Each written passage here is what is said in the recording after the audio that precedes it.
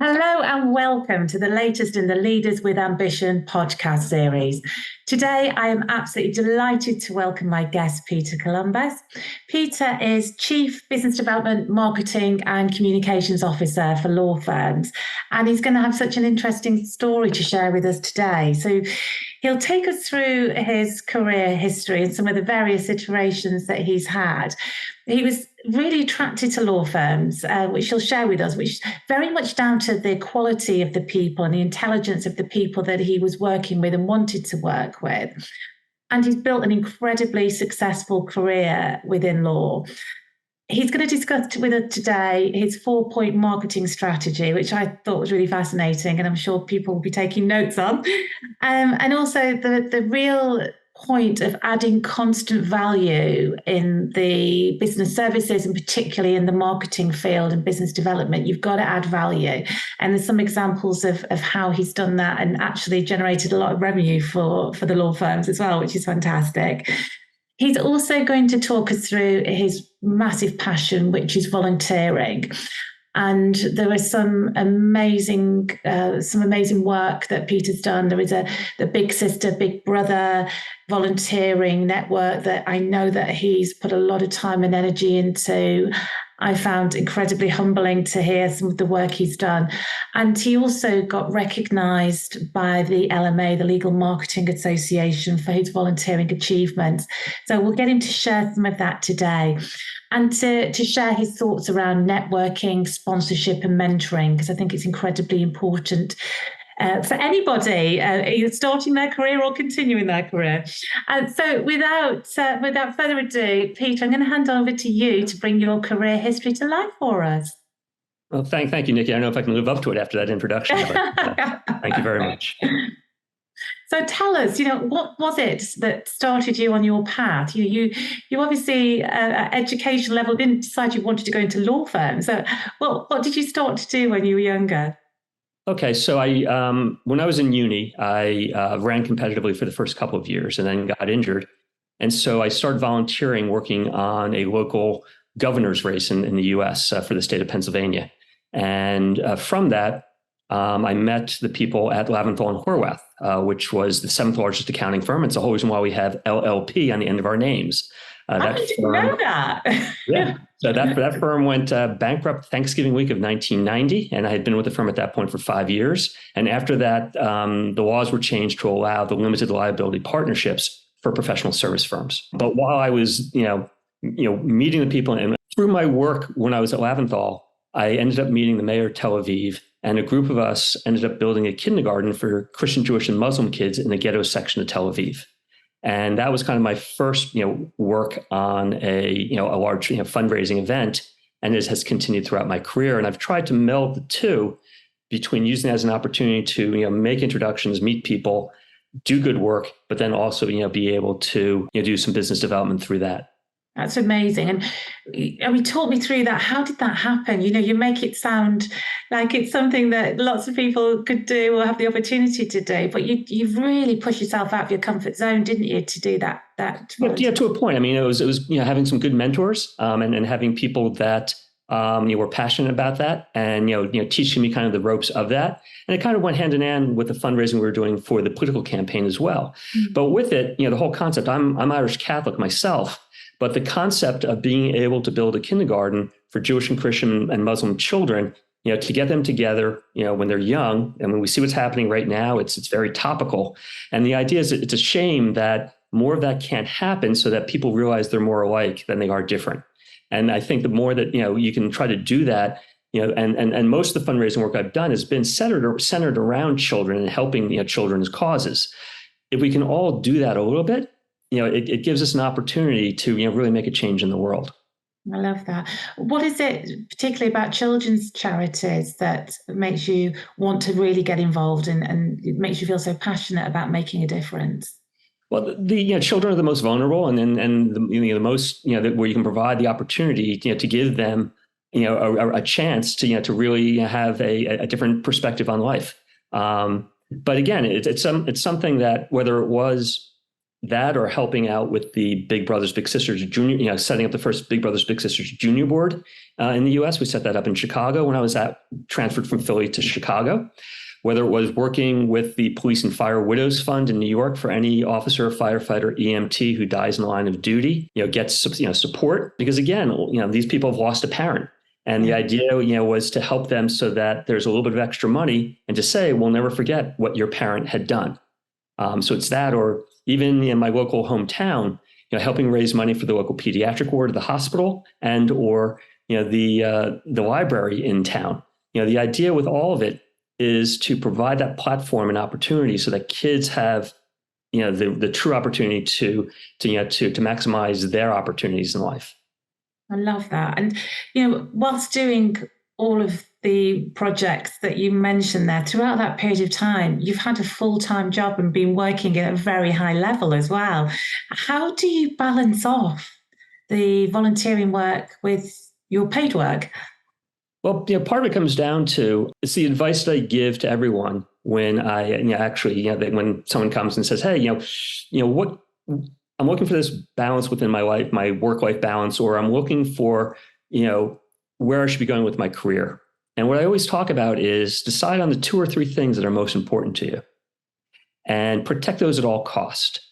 And then let everything else kind of roll off your back, because it's, if you can be that focused, you can do really well at your career. And then you can, choose whether it's volunteer work, whether it's the arts, whether it's cooking, whether it's hanging out with your friends, whatever that passion is, and it will change over time. It could be your family, it could be, taking care of a sick, loved one, or whatever it happens to be.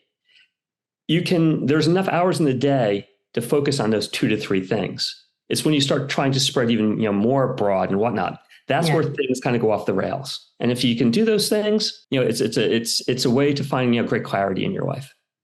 I love that. I love that, you really do care and you want to make a difference, and that you really push yourself out there to make sure that happens. It's fantastic. Yeah, and there are a lot of others who do it as well. I mean, there's a lot of peers in this industry who have those types of causes they truly believe in. A friend of mine, who's a non-practicing lawyer, has gone out and helped Holocaust victims in retrieving their assets and whatnot. Even within the last 5-10 years, it's still going on. You've got others who are working in soup kitchens and out on the street helping the homeless. There's a lot of different ways to do it. Fundraising and bringing people together in that way is a skill that I have, and that's where I've tried to focus it on. Yeah. Well, it's good that you're using your skill for good. I love it. Thank you. So taking you back to your career, as you mentioned, you started in accountancy, and what was your next iteration after the firm? So sure, I did, again, 5 years at Laventhal. I then also, was at Coopers and Lybrand. And then in 1996, I made the switch to legal when I moved back to New York. And at the age of 31, I was the global head of business development and marketing for Weil Gotshal, which was a great opportunity and a great challenge. Yeah. Amazing. Well, you're obviously quite young to take on such a huge, big role. What was it that enabled you to do that, do you think? The experience, in the accounting industry. And again, the law firms were really just starting to really, do business development. When I joined Weil, they didn't even work on pitches. They're like, we don't do those. Getting a website. Hard to believe now, isn't it? 100%. It was a totally different environment back then. And, because I had done, client feedback and whatnot at Coopers, I was able to kind of, bring that as a whole new idea, to the law firm, profession. And again, it was, great people taking a risk on me and providing the opportunity, on my end to, really start, building out a true marketing and business development function.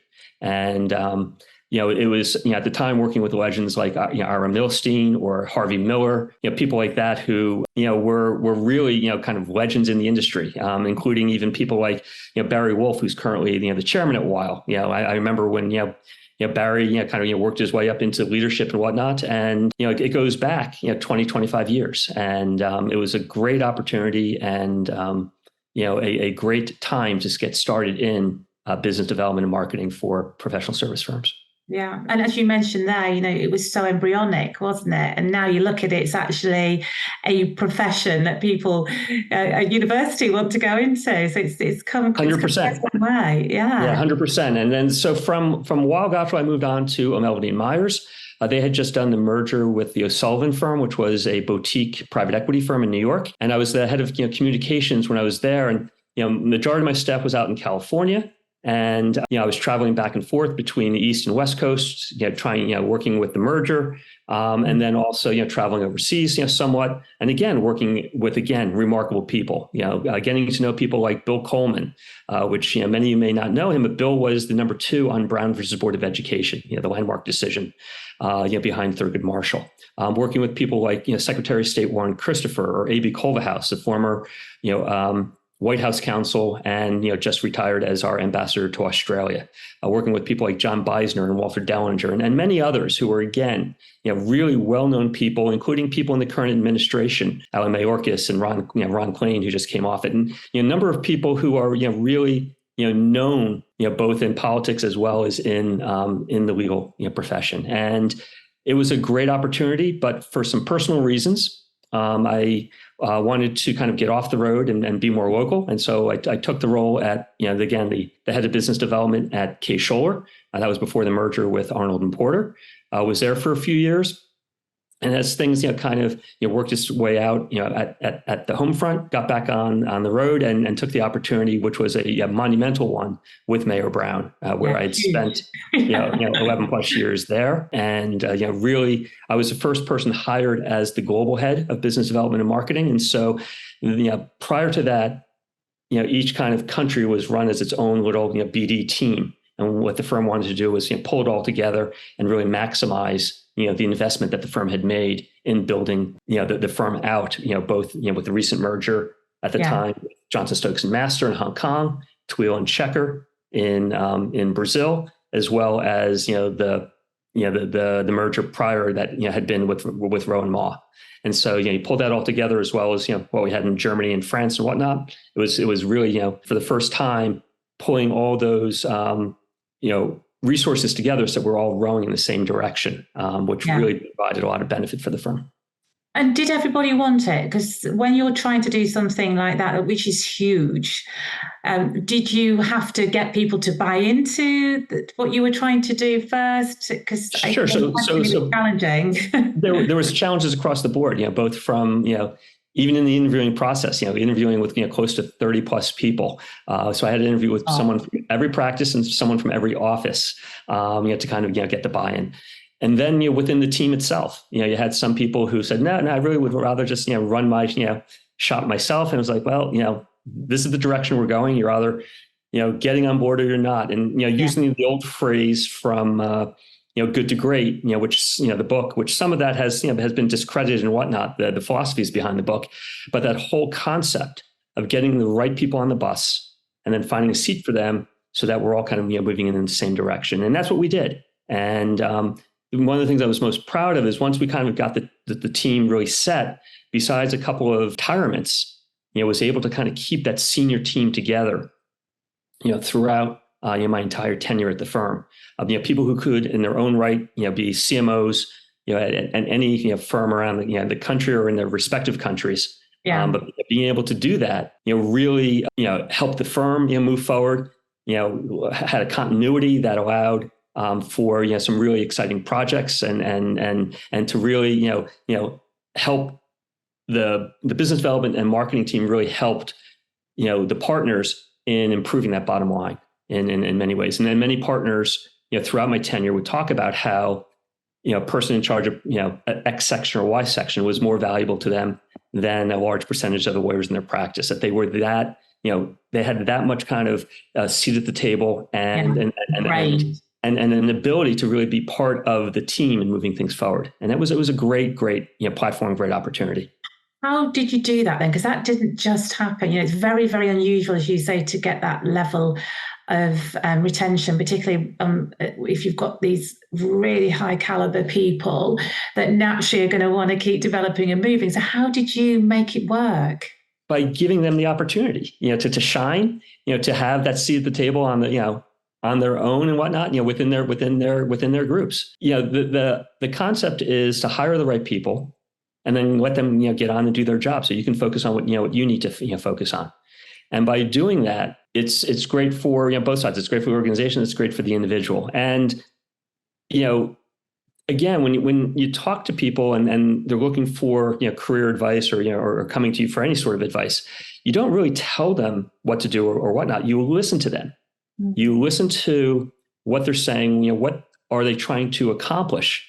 And then ask some probing questions that help them kind of get there mostly on their own, because they know most of that. They're just looking for an assurance. They're looking for a sounding board. They're looking for something else. And sometimes you step in, but for the most part, the concept is to listen to what they're saying and to kind of help guide that conversation so that, they can get to a place where they're comfortable with themselves and moving forward. And one of the things that, I've always, tried to instill on junior people as well is decide what type of person you want to be within that organization. I talked about those 2 to 3 things and protect those at all costs, but that also comes down to your career. And what I mean by that is, you're either going to be a person who really is available, 24/7 to the organization, who's there. And if they're skilled and qualified and whatnot, then they should reap the rewards that come with that.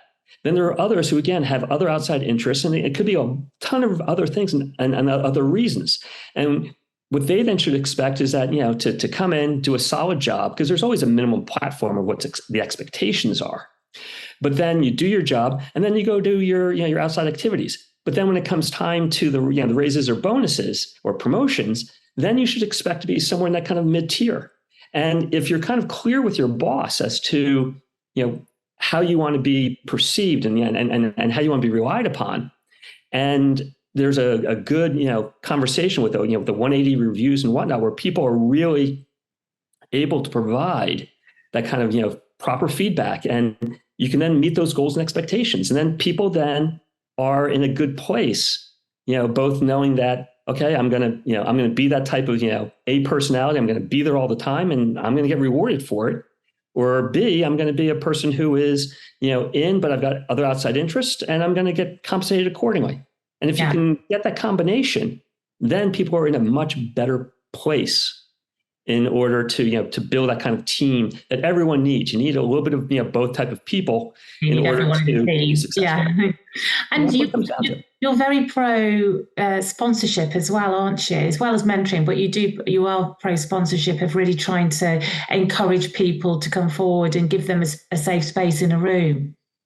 Yeah, 100%. Because the thing is that it's only, gotten tougher, especially kind of, post-COVID world, where it's become much more to the forefront of where people are at as far as both their mental health and their personal lives and the business careers and whatnot. And so it's providing that that place where each person feels that they can be supportive of the teams, and we're supportive of their goals and objectives, and then also being able to develop professionally so that they can move on through different career progressions. Yeah. And so again, I've got a lot of people, who started, I can think of one, who she started out, doing my website, and she's now, the CMO of a West Coast firm, actively involved on the LMA International Board, but at the time, she literally started out, just, working on the web. And so you never know how people are going to, to progress through their career.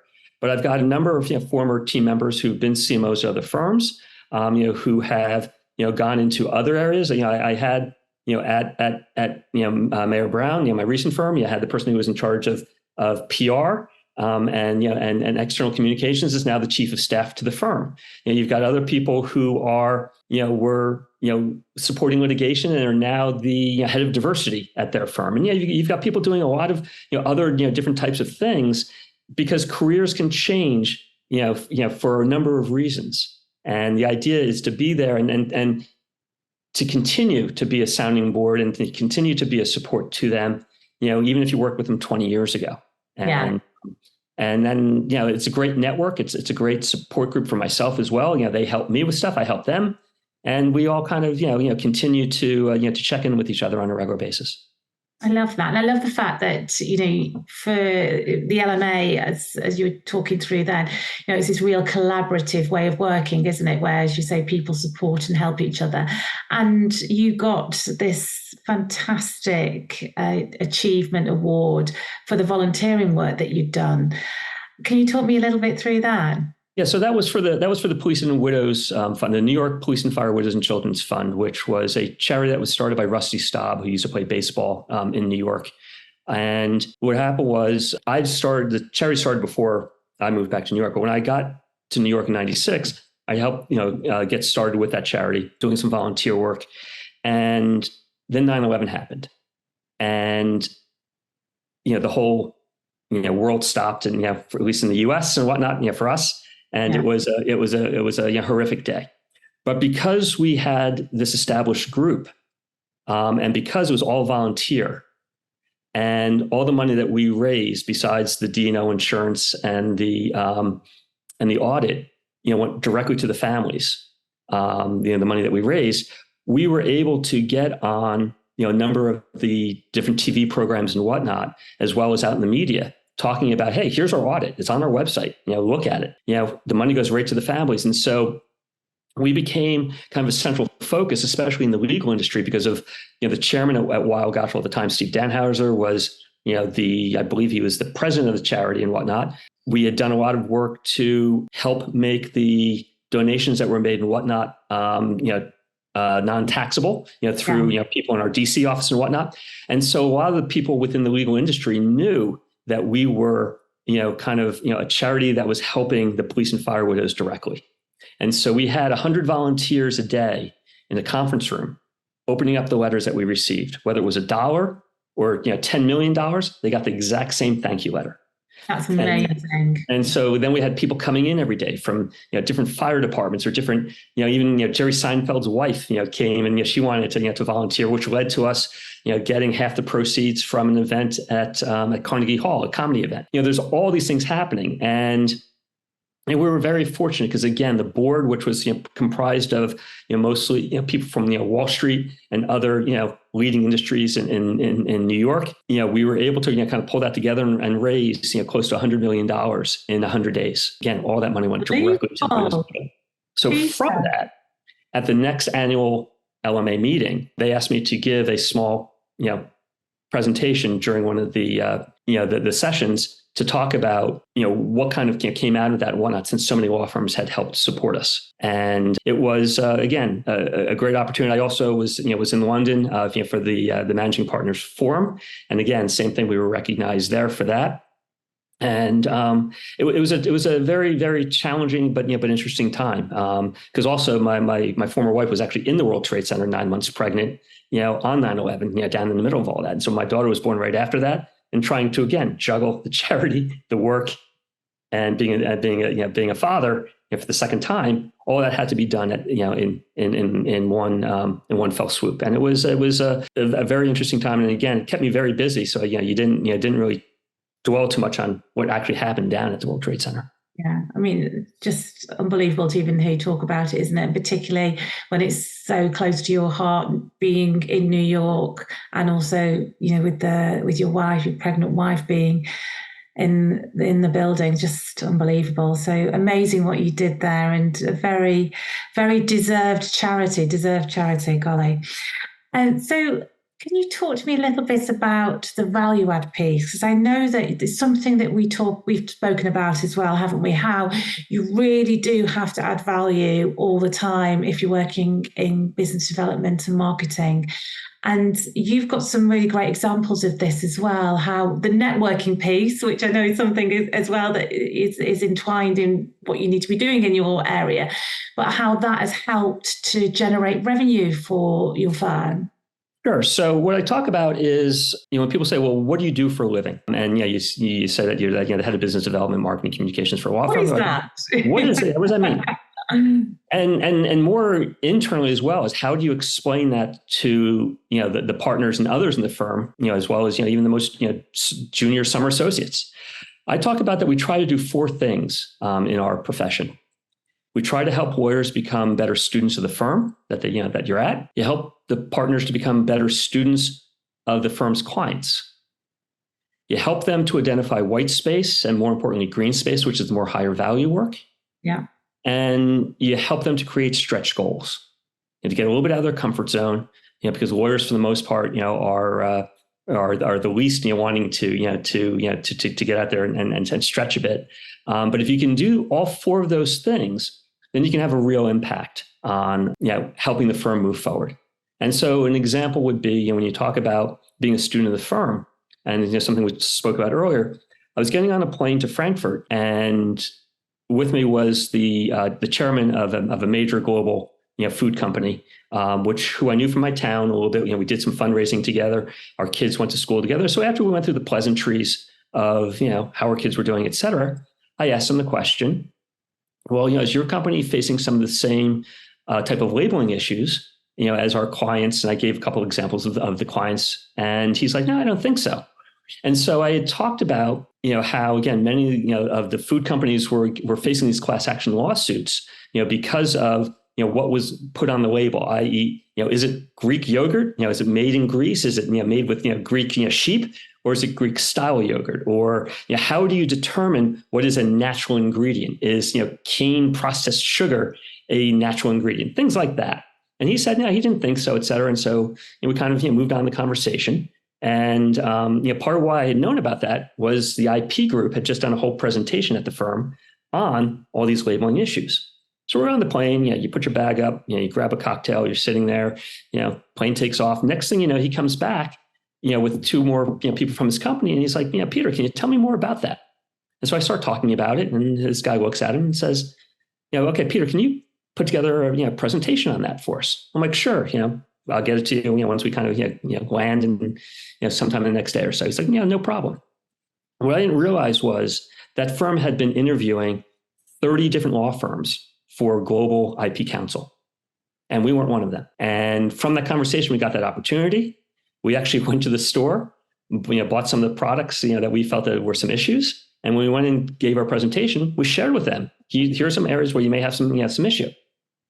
Next thing you know, we're Global IP Counsel. Not only were we then Global IP Counsel, but we also then did a couple of deals for them, both in Asia and down in Brazil and elsewhere. So we started doing other work for them as well. But it's that opportunity. And the key is that anyone can have these different opportunities given the right situation. So the idea of being a student of the firm and not just knowing your little niche practice area, but really understanding all the different areas within the firm. And granted, we're talking about a big, large international firm. It's much different when you're a smaller, one office shop, because I know this audience that will be viewing this is kind of all over the place. But there's still different ways where you can help communicate that, and people like the proposal people like the people who are in charge of the award submissions or the chamber submissions or the other different areas and whatnot. Have a real understanding of what's going on within the firm. And so they have that opportunity when you're putting a pitch together to be able to voice to the partner, hey, have you thought about so-and-so? Have you thought about this? And as a way to try to potentially add value. And again, if people, once they've got, some tenure, underneath them at being at the firm for a while, you learn those things. And it's an area where, partners are usually just focused on, their, the clients that they work for the firm, their practice area and whatnot. But the more that you can sit there and bring that in with opportunity, the better. Another area is using technology.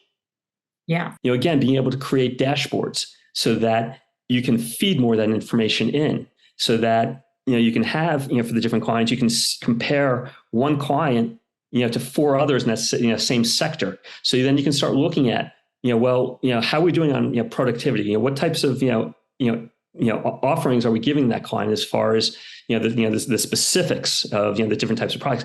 Can that be transferred over from one to the other? As long as it's not, highly confidential, that part of the work you're working on, but to have that information available.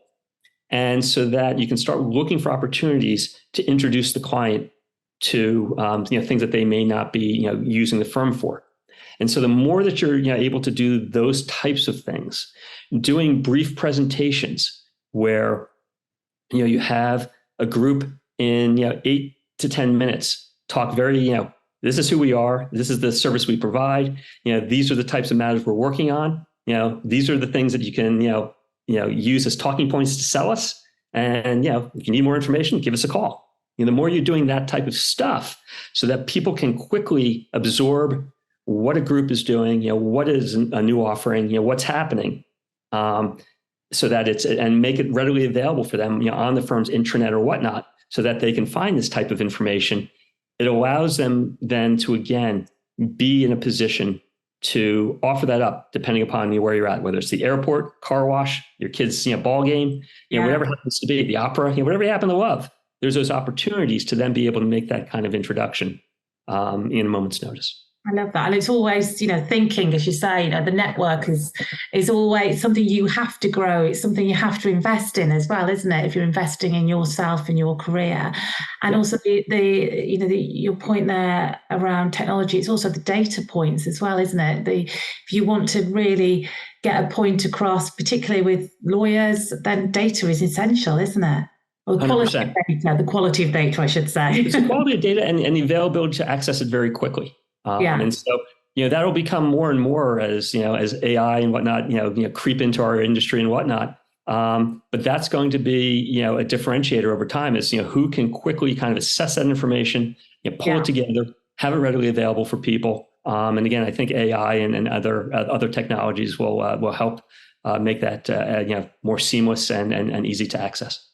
And that's a really good point, because there's a whole fear factor around AI. And I think one of the benefits is that it can consolidate information quickly if you need it to. And it's got to be used for good, not for evil, AI.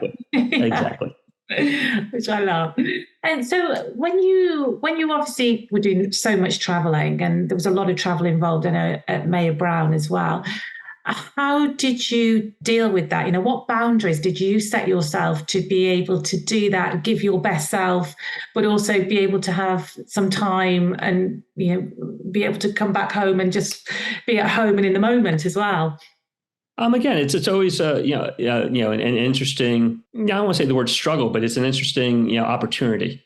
And, you do it. And what it came down to is, for the most part, I was on the road, every couple of weeks. This is again prior to COVID.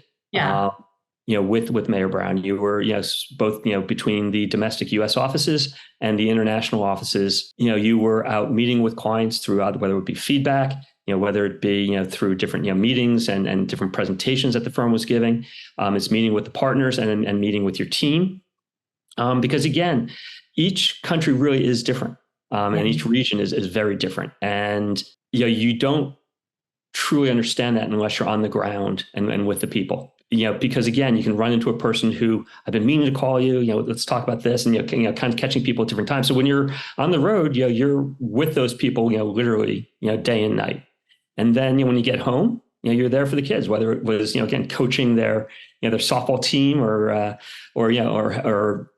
helping, one was, very active in music and, taking them to Juilliard every weekend, to play. It's that kind of, balance. And, even when you're on the road, you can have opportunity to, pick something up for your child that there's a real passion of theirs, whether it be a book, whether it be some music, or, even, just, something that they might find of interest. And so, you're always kind of looking for those things as well, because the more that you can, keep that together. And even when I talked about something like the fundraising and whatnot, getting the kids involved, again, when we were going out to Disneyland, they each had to do volunteer work in order to pay for their, day pass, to go there. Not that we couldn't afford it, but the idea was, to understand that, giving back and whatnot is a good way to help, move it forward. And so, we did that. And, my kids, in particularly my older daughter was, very much involved in different, activities and whatnot, whether it be a toy drive and helping to go pick out the gifts, to, doing a recycle a bicycle, program, through her school, where, they would take, bicycles, that were gently used from other people, and then having them fixed up and then reselling them with the money going to an orphanage. So it's having that kind of, back and forth. And that is probably a little bit more of a US thing than some other parts of the world. As far as, this kind of, how many opportunities there are for volunteering and charity work. But, there's a place for that for everybody. Yeah, and I do think actually, the corporate social responsibility for firms now has definitely increased hugely, hasn't it? And for all levels. And I know that, lots of firms, it's incredibly important, as is the agenda around equity, diversity, and inclusion. And it feels like that journey is going along, and ESG with the corporate social responsibility as well. So things are really starting to move in the right direction. So let me give you an example of that. So our DC office, when I was at Mayor Brown, had different money that it would give to different charities and whatnot, but they were kind of one-offs and whatnot. And again, not being an original, DC-based firm, how do you kind of help raise the profile and work through some of that noise that's there? And so I sat down with the managing partner and we discussed it. And I said, look, one way that you might, consider, addressing this is pick a cause that people are passionate around the office. Whether it could be against social justice, it could be children, it could whatever it happens to be, and then do things that kind of create synergies between the different groups. So they chose children, and so what they did was they worked with a group of children that were about photography for social issues. Right. And then they had another group that was taking inner city kids and teaming them up with the Washington Nationals baseball team. And then they had another group that was about, promoting reading. But what we started doing then was introducing the different charities to each other so that the social justice photographers got on the field and were able to take pictures of, at a ball game. The book group was able to give kids to the, books to the photographers, as well as the kids, on the baseball one, and vice versa. So you're starting to pull these together so that groups that were just in their kind of own single lane doing their own fundraising were now teaming with others that we helped introduce to each other. And what it creates is kind of an exponential benefit. It creates, new opportunities, without, significant additional cost, but it also allows then, greater exposure. And we were able to build off of those and create some great opportunities. And so which even led to cocktail parties in the office where you had the social justice photographs up, and clients could view them, and the people within the firm could view them, and then again gain more exposure and gain more people interested in these types of programs. So that's really great. I mean, that's a really great example of how it works well, isn't it? Exactly. Pulling everything together. And you obviously have been working in law firms for a number of years now, and something that you love, as I mentioned earlier on, you love the kind of quality of the people that you're working with. What do you think are the biggest challenges at the moment for CMOs in law firms? Well, again, there are a number of them, and again, it comes down to there's a real kind of challenge and whatnot in the commitment that people want to provide to their profession.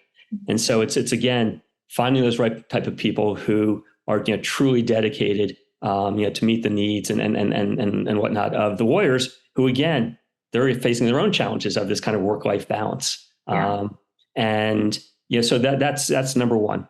Number two is also again getting the people who to look at the new technologies and look at the new opportunities that are out there, and making sure that you're continuing to make those investments, but getting people interested in your team who want to take on some of those challenges, and they may be asked to create a demo program, or kind of using a particular area or particular office or whatnot to be really kind of the guinea pig in trying out these new technologies and seeing how they work. And then, depending upon the success with those, then bring them over. And so, incubation and whatnot of new ideas and whatnot is, kind of a fun and interesting area, but it also has its challenges. And sometimes you hit, sometimes you miss. But as long as everyone knows that you're making those, those investments in these incubation type of initiatives, you're giving credit for, giving a shot and seeing where it goes.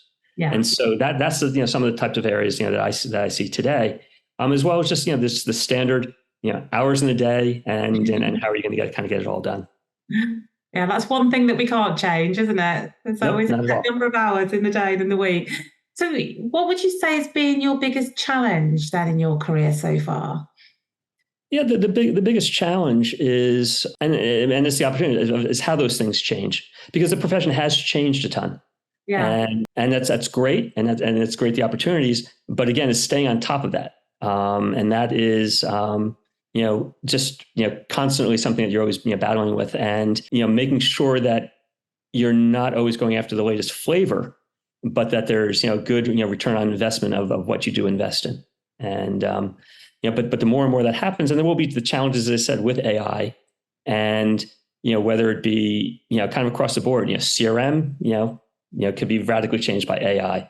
Graphics can be radically, changed. Putting pitches together can be radically changed. Putting together press releases. I mean, there's so many different areas where, this will change over the next, 5, 10, to 15 years. Part of it will come down to is how much people want to invest in it, both from, the people, kind of creating these opportunities, as well as, the firms. The accounting industry, spends a lot more money on investing in all sorts of technologies and whatnot than the law firms.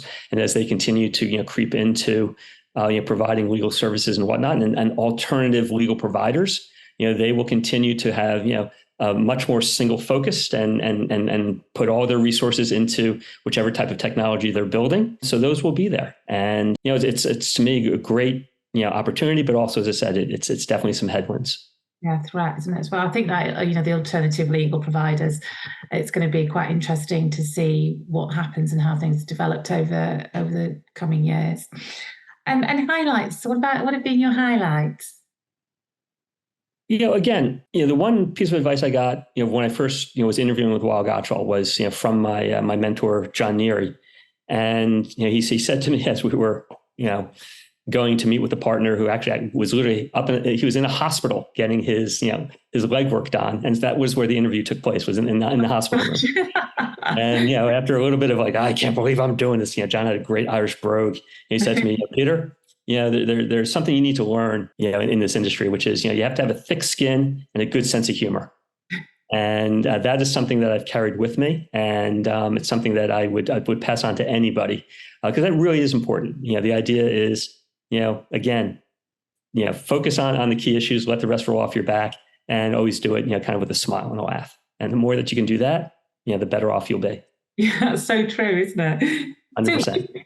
I know that you've mentioned a couple of people have been, mentors for you and have had an impact on you in your career. Would you recommend that people do look out for mentors or sponsors, or is it more around the network? What would you say is the most important? Yeah, the answer is definitely, look at your network and look at the people that are around you, and take it where you can. I mean, it's sometimes, don't force it. It needs to really, come naturally. But there's people that you admire, let them know that, that you do admire them, and that you're willing to learn, what you can. And it's really comes down to good active listening. The more active listening you're doing, whether it be, again, a client feedback, or, whether it be, in your day to day, and you'll figure out who those people are. And again, and the idea is then is, keep in touch with them, throughout, the years, and check in with them every once in a while. And, make sure that, that, you're both, kind of, in a place where, you're there for each other. And as time goes on and you get more years of experience, then it becomes more of a kind of a peer-to-peer. They can still be a mentor, but it becomes more, peer-to-peer as to, where you can also, help, offer advice and whatnot. I think that's so important as well. And particularly when you're networking, if you can start networking earlier on in your career with other people, then you will both grow up alongside each other. And then your peer group is going to be somewhere that's more senior in another firm or another industry. And that leads, as you were saying, to conversations on a plane that lead to then work being brought in. So I think it's really important. Invest in and that's what is one of the things I told my children. My daughter, the one who works in nuclear, was doing that, and so she had some great opportunities, interviewing different people in Congress and different people on law scholars and whatnot on webcasts that she was running. And I kept saying, make sure you're connecting with their staff and these folks. And she's like, Dad, I'm like, no, trust me, this will pay off. And then eventually, she's still at university at the time, gets a phone call from the company that she's now working for and saying, we want to hire you to run, all of our, social media, webcasts and whatnot. And she's like, well, I'm still in college. We're like, yeah, but we've seen your portfolio. We love the connections you've made. And that was the opportunity that she got. And so, she's done that to now 2 years later, she's the chief of staff to the chairman. and really hitting it out of the ballpark. And so you never know how these opportunities are going to come about, but what it really comes down to is, again, connecting with the people, doing the proper things with the tools that are available now, like LinkedIn and others, making sure that you are putting in the effort. And that's another thing, put in the effort, when you're starting your career. Yeah. Because as you then, continue, you then have opportunities. Whereas if you don't do it when you're on the junior side, then those opportunities never happen. So, it's much better to be in a position where then you can choose where you want, your career to go versus, by not investing in it early. And then you're sitting there 10 years later and you're given what you can get. Yeah, there's one way. You've only got one way for your career then, haven't you? Yeah. Exactly. Yeah. And so that's the advice. I think also paying it forward is something that you and I have discussed as well, isn't it? And I think that's something that you definitely live and breathe by. 100%. And 100%. And the more you do that, then the more there's those opportunities when you need help as well, that people are going to remember and reach out and provide that opportunity for you as well. Because again, it's a two-way street on all of this. Yeah. And that's really what it comes down to: great relationships and, great people, sunny dispositions, but, tough when you need to be.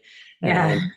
But at the same time, if you once you've been in this for a while, there's some, just amazing people you can meet and amazing opportunities that can be provided to you. And if you really, really, take the time and jump in with both feet and real enthusiasm and real, passion and love, then the sky's the limit as to what's really out there. As long as you've got, the skills and whatnot to kind of, to get it done. Yeah. And that's really, that's the first key. Base, isn't it? Yeah. I always love, again, people who come in and say, hey, what can I take off your desk? What can I do to help you? I'm looking for, to move forward. And if those people are skilled and they're good at what they do, then you're going to take that time and you're going to invest in them. And, together, you all can make as great hay as possible. Love it. Well, I have to say thank you so much for your time today. I found it a really interesting conversation. Definitely going to take away, jumping in, making sure that you're present, the active listening, and also the great advice about remaining thick-skinned and letting it all go. Well, thank you, Nikki. And again, thank you for the opportunity. And I wish everyone, all the best this holiday season. Thank you. All the best. Cheers.